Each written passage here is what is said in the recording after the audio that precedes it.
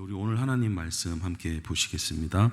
오늘 하나님 말씀은 마태복음 6장 9절에서 15절까지의 말씀을 저와 여러분이 교독하도록 하겠습니다.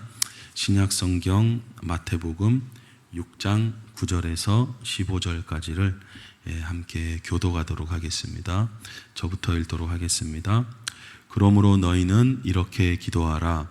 하늘에 계신 우리 아버지여, 이름이 거룩히 여김을 받으시오며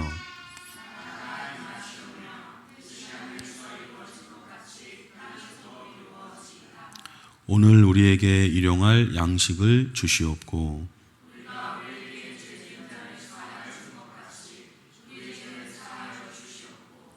우리를 시험에 들게 하지 마시옵고 다만 악에서 구하시옵소서.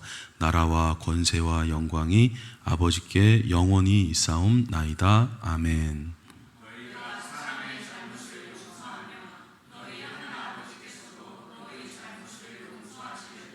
우리 함께 읽겠습니다.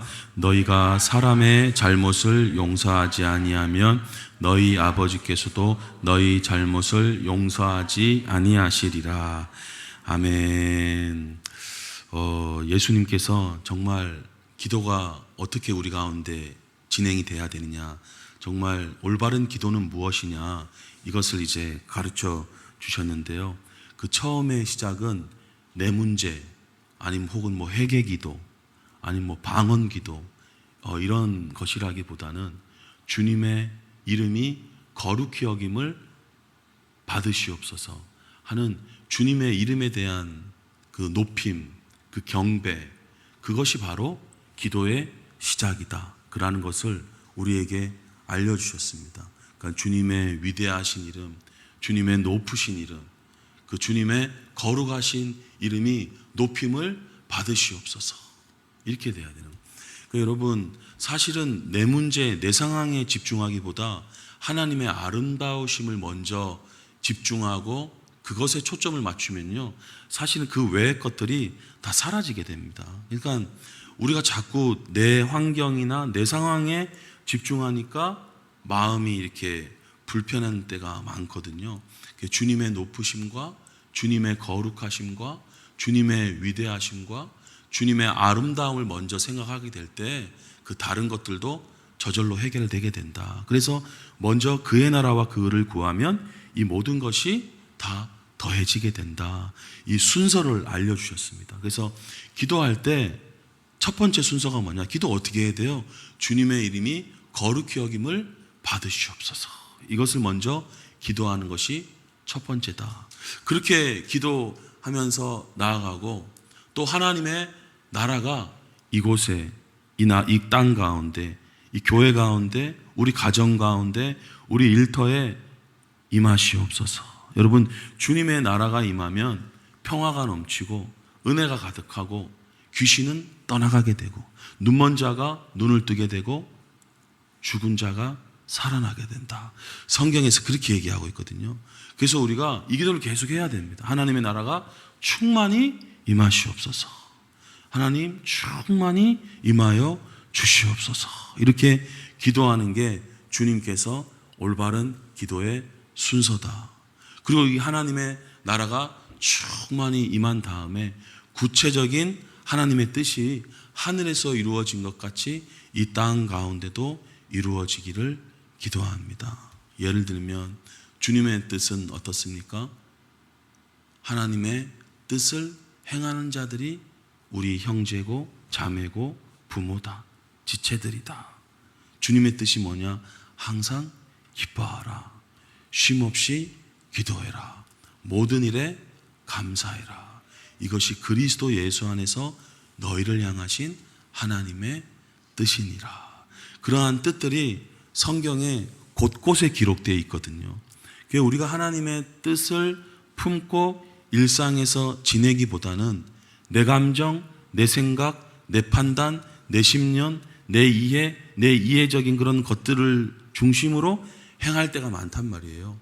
그렇게 섣불리, 그렇게 급하게, 그렇게 막 먼저 행하기보다는 잠깐의 기도, 하나님의 뜻이 제 삶 가운데 더욱더 구체적으로 임하기를 원합니다. 그 뜻들이 어디에 많이 기록되어 있습니까? 성경책에 기록되어 있어요.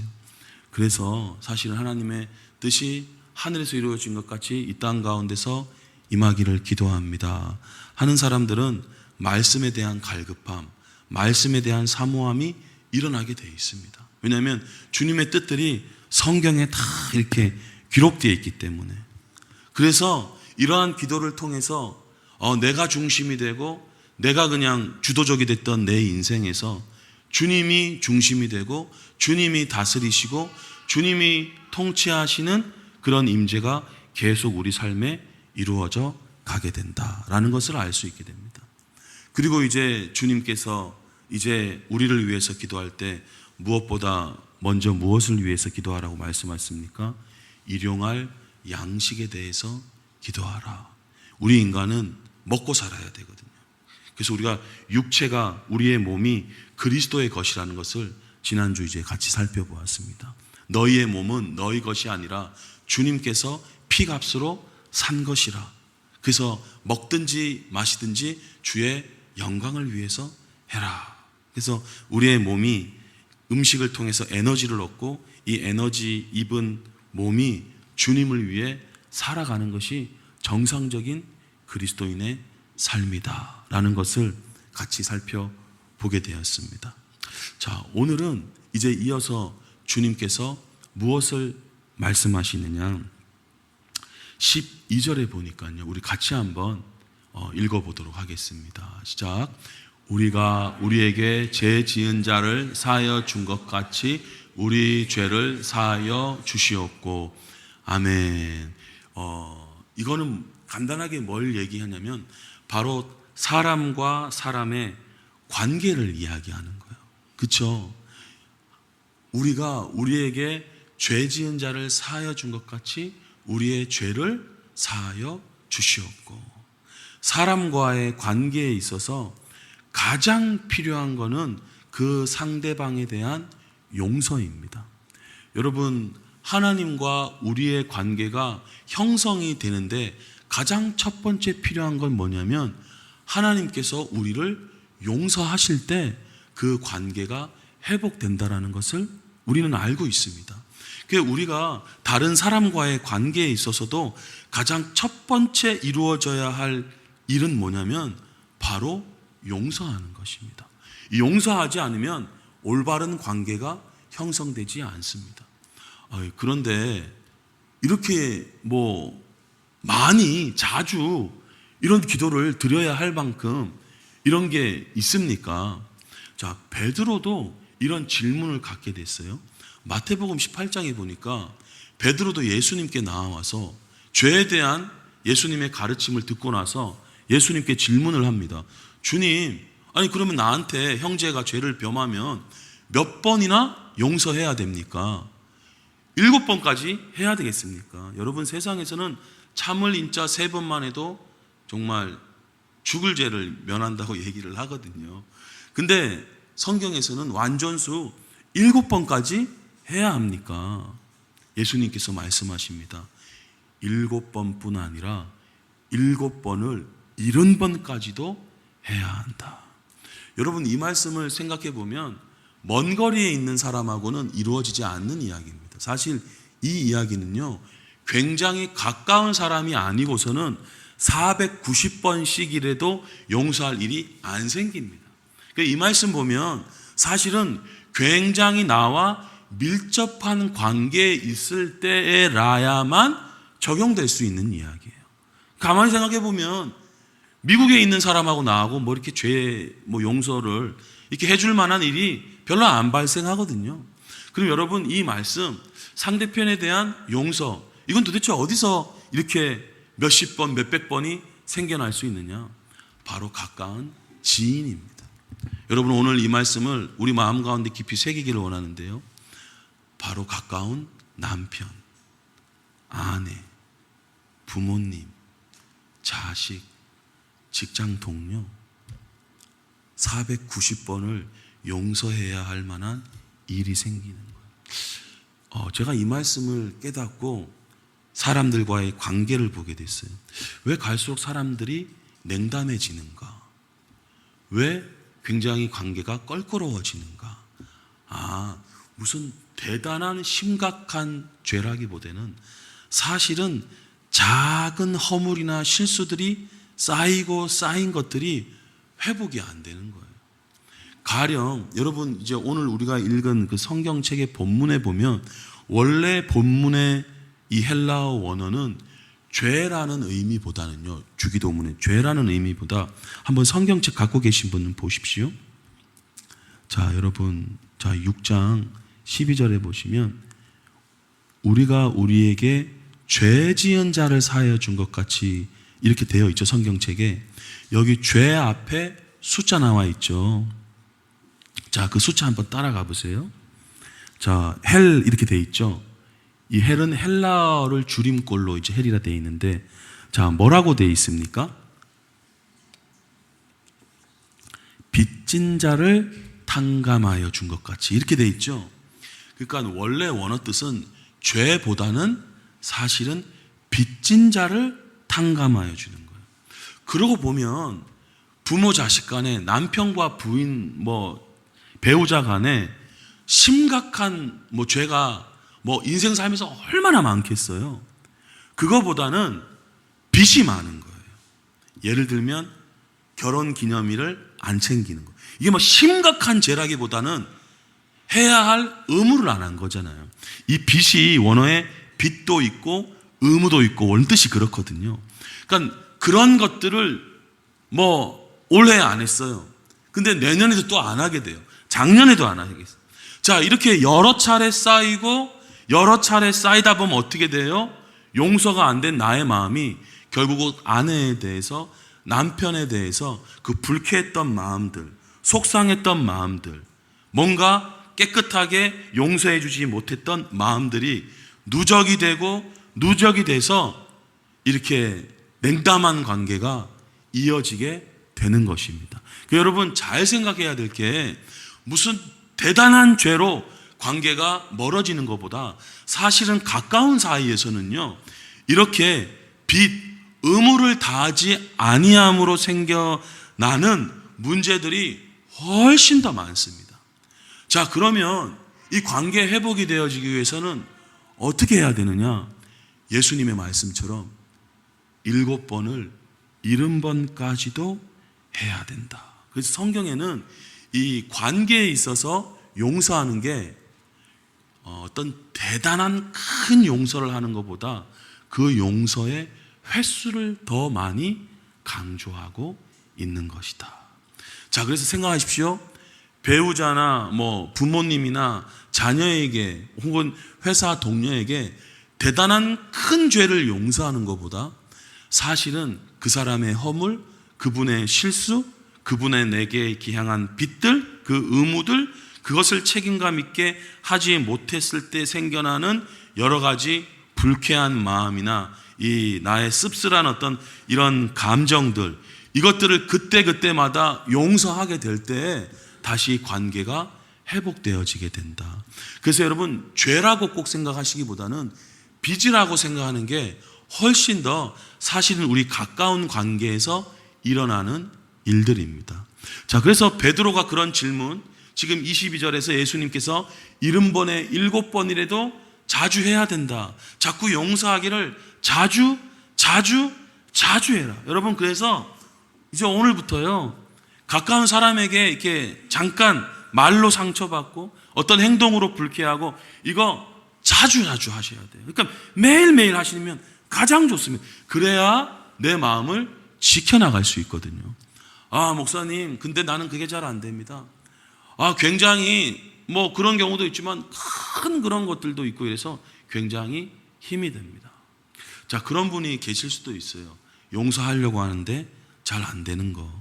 자, 첫 번째 예수님께서 죄에 대한 굉장히 많은 자주 해야 할 그런 것들에 대해서 설명을 하시고 난 다음에 두 번째 또 우리에게 이렇게 이야기를 하십니다. 23절부터 보면요, 얘들아, 천국에서의 용서는 이와 같은 거야. 이렇게 이제 설명을 해주시거든요.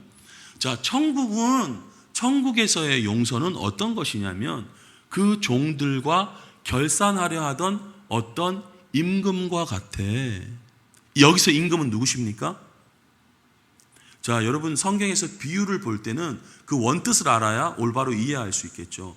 임금은 하나님이시죠. 자, 하나님이 우리랑 나중에 결산하신다라는 거예요. 자, 이렇게 결산한다는 건 계산을 하시겠다는 얘기거든요.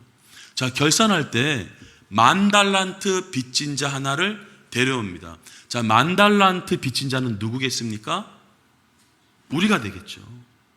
자, 10,000달란트는요 어느 정도냐면 요즘으로 환산하면 최소 몇 조에서 몇십 조를 얘기하는 거예요. 솔로몬 때도 한 해 거둬들이는 국가, 그때가 최고였는데 그때 국가 세 수입이 1,000달란트가 안 됐어요. 그러니까 어마어마한 돈입니다. 10,000달란트는 몇십 조까지 이제 가는 돈이거든요. 자, 이거를 누구한테 우리가 빚을 져 있다라는 거예요? 하나님한테요. 자, 그런데 갚을 수가 없잖아요. 몇십 조를 우리가 어떻게 하나님한테 갚습니까? 그래서 그 종이 우리가요 엎드려 회개했죠. 하나님 용서해 주십시오. 나의 지난 허물들을 용서해 주십시오. 참으시옵소서. 자, 사랑의 하나님께서 우리에게 어떻게 대우해 주셨습니까? 불쌍히 여기셔서 다 용서해 주셨는 줄로 믿습니다. 그 빚을 탕감해 준 거예요. 여러분, 우리는 몇십 조 탕감받은 사람들이에요. 이게 성경에서 얘기해 주고 있는 겁니다. 자, 이제 우리가 예수님의 은혜로 이제 자유함을 얻게 됐어요. 더 이상 이제 예수 그리스도 안에 있는 우리에게는 정죄함이 없습니다. 그래서 자유함 가운데 이제 살아나갈 수 있어요. 자, 그런데 이제 지내다가 나한테 100데나리온 빚진 동료 한 사람을 만납니다. 나한테 이 100데나리온은 한 몇백만 원 생각하시면 될 것 같아요. 네. 500만 원도 안 넘는 돈일 수도 하여튼 몇백, 이게 한 석 달치 뭐 하여튼 이렇게 되니까 몇백만 원 빚진 사람이에요. 자, 이 빚진 사람을 만났는데 그 사람의 목을 잡고 빚 갚아라 이러는 거예요. 이 모습이 우리가 있을 수 있단 말이에요.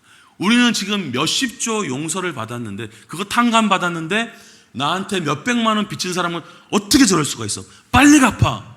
자, 그 동료가 나한테 내가 하나님한테 했던 것처럼 나를 용서해 주세요 이렇게 합니다. 그때 우리는 허락하지 않고 집어넣어야 돼. 정죄를 하게 되죠. 자, 이 이야기를 들은 주인이 우리를 부릅니다. 악한 종아, 너는 회개하고 예수님을 믿었을 때 내가 너의 빚을 모두 탕감해 줬는데 내가 너를 불쌍히 여긴 것 같이 너도 너의 동료, 아내, 남편, 자녀, 부모님, 직장 동료, 친구 불쌍히 여김이 마땅하지 않느냐. 하나님께서 화를 내시고 그 빚을 다 갚도록 옥졸들에게 넘겨주게 됩니다. 예수님께서 마지막에 이 이야기의 결론을 맺어주십니다.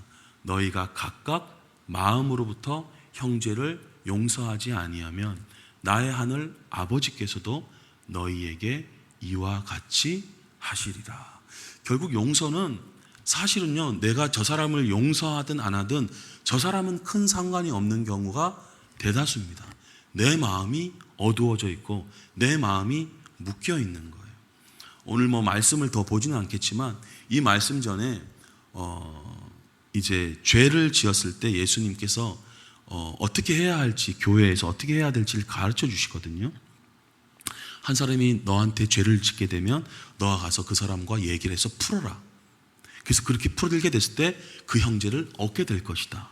근데 그 형제가 그것을 거부하고 하지 않으면 다른 두세 사람 증인을 데리고 와서 다시 이야기를 해라. 그것도 듣지 않으면 교회에 이야기를 하고, 교회에 가서 그래도 듣지 아니할 경우에는 이방인과 같이 여겨라. 그러고 나서 이제 그 후에 뭐라고 얘기하냐면요, 이와 같이 땅에서 매면 하늘에서도 매일 것이요 땅에서도 풀면 하늘에서도 풀리리라. 결국 우리가 이제 기도를 이야기할 때 기도는 결국 무엇과 관계되어 있느냐? 용서와 관계가 되어 있다는 것을 성경에서 굉장히 이야기를 하고 있습니다. 자, 용서를 해야 될 거. 여러분, 나는 용서 못하겠어요. 저 인간이 저렇게 해서 저렇게 됐는데 어떻게 용서할 수 있습니까? 여러분, 용서의 근거는 내 마음에 있는 게 아니에요. 용서의 근거는 오늘 지금 우리가 읽은 이 예화에서 알 수 있는 것처럼 하나님께서 우리를 먼저 용서해 주셨기 때문에 그 사랑과 그 은혜와 그 용서가 기초가 돼서 내가 다른 사람을 용서하게 될 수 있는 것입니다. 그래서 에베소서 4장에 보면 서로 용서하기를 하나님이 그리스도 안에서 우리를 용서하심 같이 우리도 다른 사람을 용서해라. 골로새서 3장에서도 얘기하는 것처럼 누가 누구에게 불만이 있거든. 그러니까 여러분, 불만은 사실은 가까운 사이에서 많이 일어나게 되거든요.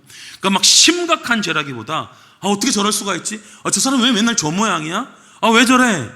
불만이 있거든 서로 용납하여 피차 용서해야 돼. 뭐가 기초가 된다라는 거예요? 주님께서 우리를 용서하심 같이 너희도 그렇게 해라. 자, 그렇다면 우리가 지나가다가 나한테 몇백만 원 빚진 사람에게 사실은 우리가 뭐라고 얘기를 했더라면 그 사람은 좋았겠습니까? 용서를 구할 때 됐습니다. 감사합니다. 감사합니다. 아니요, 저한테 감사하지 마십시오. 하나님께서 저의 모든 빚을 용서해 주시고 탕감해 주셨기 때문에 그 용서함으로 제가 당신을 용서해 주고 그 빚을 탕감하는 겁니다. 그러면 그분에게 이것이 뭐가 되겠어요? 복음이 되는 거예요. 내 마음에서 우러나는 나의 의가 아니라 주님의 그 용서의 의가 내 마음 가운데 들어오게 됐고, 나도 그 사람에게 그 용서의 의를 전하게 되는 거죠. 하나님께서 저를 용서해 주지 않으셨다면 나도 당신을 용서하지 못하고 빨리 빚 갚으라고 독촉했을 거예요. 근데 주님께서 저의 모든 빚을 탕감해 주셨기 때문에 저도 당신에게 그 아름다운 소식을 전합니다. 내가 진 빚은 어마어마했는데 우리가 사실 일상에서 이렇게 탕감해 줘야 할 빚은 하나님께서 말씀하시는데 작은 거다, 작은 거다, 이렇게 이야기하시는 겁니다. 그래서 우리가 다른 모든 사람들의 잘못을 용서해 나가는 것을 배워야 할 줄로 믿습니다. 자, 그런데 주님께서 기도를 가르쳐 주시면서 이 용서에 대한 얘기를 해주시는데, 기도와 용서의 상관관계가 무엇인가? 자, 오늘 사실은요, 원래는 13절에 보면 기도는 마치입니다. 자, 나라와 권세와 영광이 아버지께 영원히 있사옵나이다. 아멘. 기도 마치죠. 예수님께서 가르쳐 주시고, 우리 사실 주기도문 외울 때 다 여기까지 마쳤어요. 마쳤는데 예수님께서 기도에 대해서 하나 덧붙이신 겁니다. 그것이 바로 13절과 14절과 15절인데, 바로 우리가 마태복음 18장에서 방금 본 것과 같이 너희가 사람 잘못 용서 안 하면 하나님으로부터 그런 대우를 너희도 받게 될 것이다. 이것은 오늘 우리가 보고 있는 12절의 본문을 다시 말씀하고 있는 반복적인 구절인 것 같아요. 자, 기도가 끝났는데 기도 후에 왜 이 용서에 대한 이야기를 하고 있을까? 자, 여러분, 마가복음에도 보면요, 동일하게 이런 말씀이 나옵니다. 그러므로 내가 너희에게 말하노니 무엇이든지 기도하고 구하는 것은 받은 줄로 믿으라. 그리하면 너희에게 그대로 되리라. 자, 이렇게 믿는 거 굉장히 중요합니다. 무엇이든지 기도하고 구하는 것은 받은 줄로 믿는 거예요. 자, 이렇게 기도 생활을 해보신 분들은 이게 굉장히 믿음을 계속 이어가야 한다는 것을 다 깨닫게 될 겁니다. 자, 그런데 25절 바로 연이어서 서서 기도할 때, 여기서 서서라는 것은 육체적으로 이렇게 서 있다, 이게 아닙니다. 입장을 견지하다, 유지하다, 이 서서, 이 표현이거든요. 그러니까 이것은 어떤 거냐면 받은 줄로 서 있는 거, 받은 줄로 믿는 거. 기도가 끝나고 받은 줄로 믿고 받을 줄로 믿는 게 아니라 받은 줄로 믿고 계속 이 믿음 가운데 서 있는 거, 넘어지지 않고 서 있을 때 계속 이 믿음 가운데 서 있으면서 기도할 때 이 뜻이에요. 자, 근데 계속 이렇게 안 무너지기 위해서 계속 우리 베드로 바람 불 때 넘어진 거 봤잖아요. 그렇게 물 밑으로 안 가라앉고 계속 받은 줄로 믿고 계속 물 위를 서서 기도하며 나아갈 때 방금 우리가 마태복음에서 본 것과 같이 마가복음에서도 어떤 사람에게 혐의가 있거든 용서해야 된다. 그리해야 하늘에 계신 너희 아버지께서 너희 허물을 용서해 주신다. 자, 여러분, 여기서 나타내는 말씀은 뭘까요? 바로 기도가 막히는 경우 하나를 얘기하고 있는 거예요.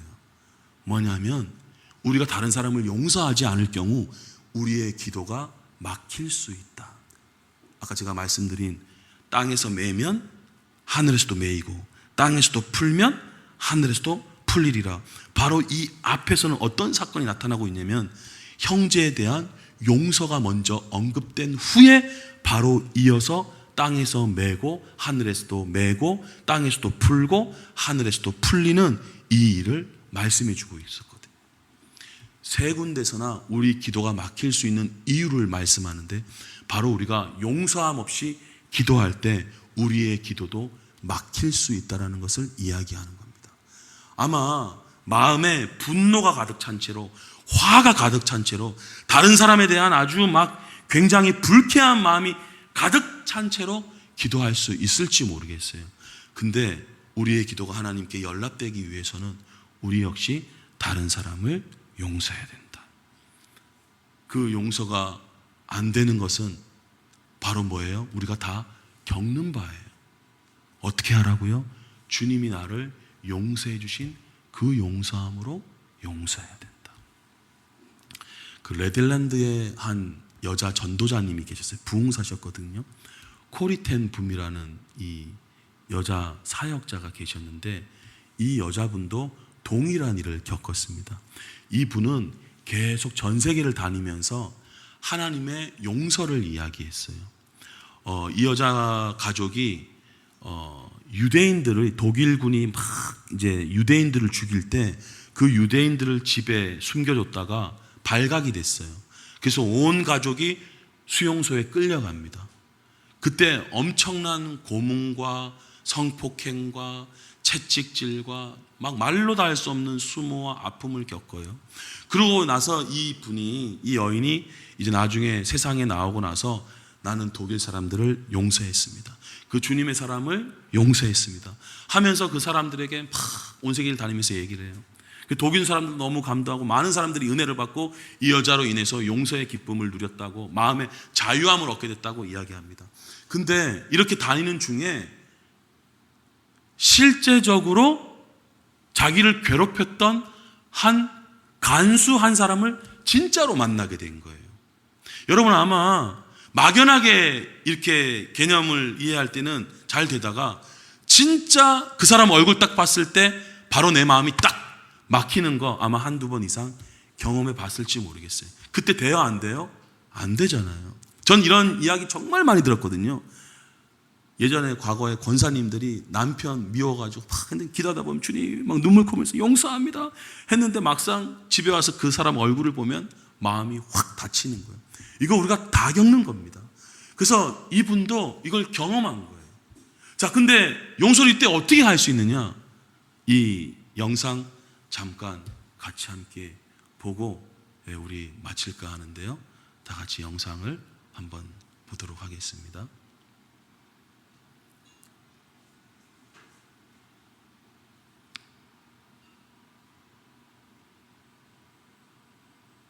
네, 그냥 이어가겠습니다. 소리 안 나오는데.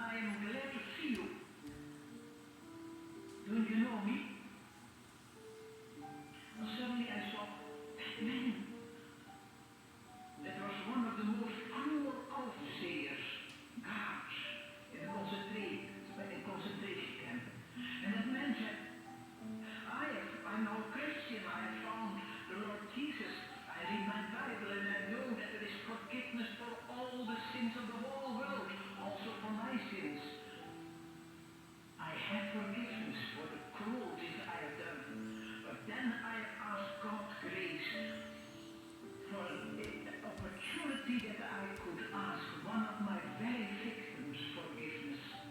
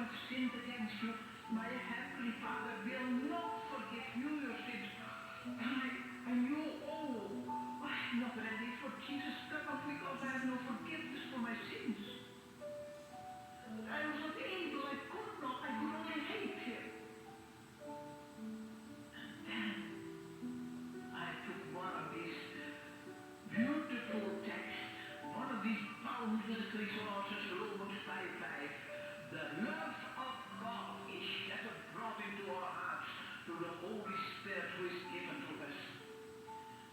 And I said, thank you, Jesus, that you have brought into my heart God's love through the Holy Spirit who is given to me. And thank you, Father, that your love is stronger than my hatred and unforgiveness.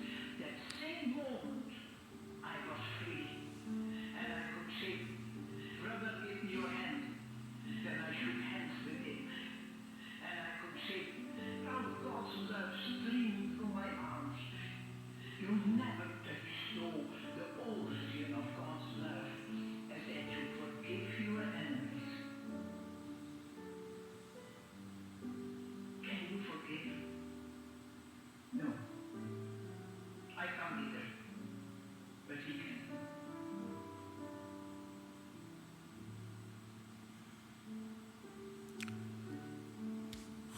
우리의 감정과 마음으로는 용서하기가 어렵다는 것을 이 부흥을 일으켰던 이 여자 전도자를 통해서도 우리는 알 수 있게 됩니다. 우리보다 훨씬 놀라운 하나님의 사랑과 은혜를 경험하고 그렇게 다니면서 용서에 대한 복음을 전하는 사역자인데도 불구하고 막상 과거에 하나 그 정말 실제적인 한 분이 나타났을 때 용서할 수 없었다라는 것을 발견하게 된 거죠. 그 용서의 시작은 나로부터가 아니라 주님께서 우리를 용서해 주셨다라는 것을 우리가 생각할 때 우리도 다른 사람을 용서하게 될 줄로 믿습니다. 이 사랑과 용서가 우리 가운데 계속 끊임없이 이어져 나가기를 예수님의 이름으로 축복드립니다.